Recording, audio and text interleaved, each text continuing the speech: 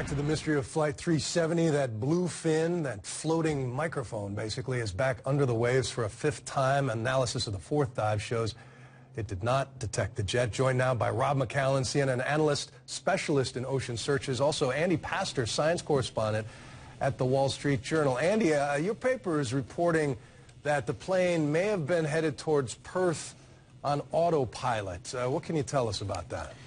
Martin Dolan, the head of the Australian Accident Investigation Bureau, told one of my colleagues that they have a theory that it was on autopilot and it may have been headed for Perth. But this is still to be checked out, and I think everybody's treating it as a potential theory, and it may explain something about the why of this investigation, but it certainly doesn't help folks understand or get better information about where the plane may have been. Right. And what's your take on the strategy now of sending this single bluefin down to this area, confident that they've sort of triangulated those pings through audio analysis?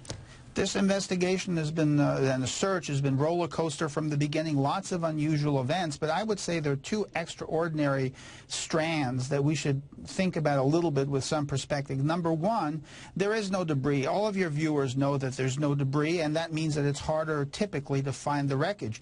But it also means that it's harder for investigators to get early clues about the plane and what maneuvers it may have been doing and what was its attitude when it went into the water. And there are examples from previous crashes where early clues helped the investigators. The second extraordinary strand, I think, is not just the level of international cooperation, but the extent of interdisciplinary cooperation. You have experts who know about aircraft, fuel consumption, radar data, but now you also have these dogged space scientists and physicists essentially looking at the satellite data and looking at the transmissions between the satellite and the plane. And my colleagues and I wrote a story recently which explained that in very arcane way, they looked at the temperature of the satellite, and they looked at the temperature of the satellite communication systems on the aircraft, and they were able to use these temperature variations to determine slight fluctuations in the frequency of the communications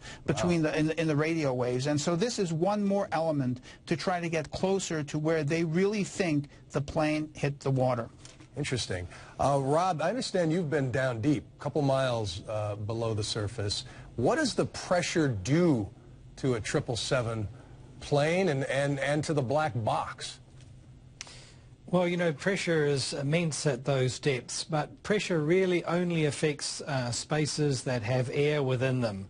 So anything that can be crushed is usually flattened and ruptures. So things like fire extinguishers or oxygen bottles, that sort of thing.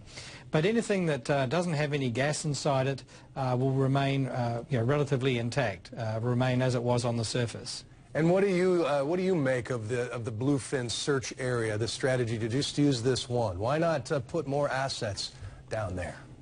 Well, at the moment, the team are very confident that they have these pingers located. And so what they're doing now is they're exploring that with a tactical asset, the bluefin. If that doesn't pan out for whatever reason, then they'll move to probably a more strategic tour, get something with a little more range, and start mowing the lawn along that last aircraft track, the so-called arc, if you like. Okay, Rob, Andy, hang with me. One more segment. We come back, we'll talk about other possible leads officials may pursue.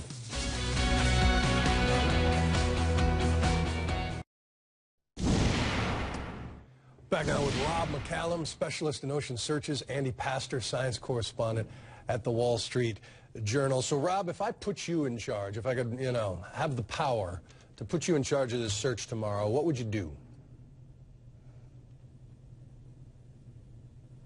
Andy? Yes, I couldn't hear your question. Okay. Let me try it again. Rob, can you hear me? Rob can hear me. Andy, what? Yes. What information do you think, the cell phone ping that we got earlier, a U.S. official telling CNN that it did try to make contact, that it's co-pilot's cell phone ping, just seems like such incomplete information.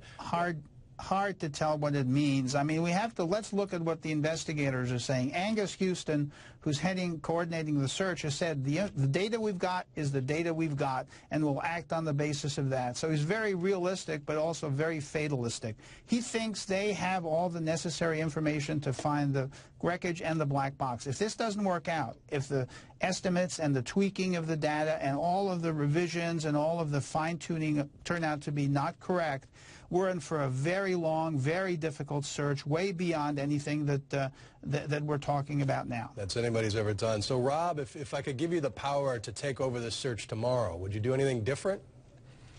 No, I wouldn't. I would focus very much on these pingers because that's the best hope we've got, but I'd be rejigging immediately to consider running a search pattern right down that arc, that aircraft track, and searching that 360-mile by 30-mile box. That would take around 60 days. 60 days, my goodness. Well, we're hoping against hope for any sort of hint of optimism in the search for this plane. Rob, thank you so much. Andy, appreciate your reporting as well. That is all for us tonight.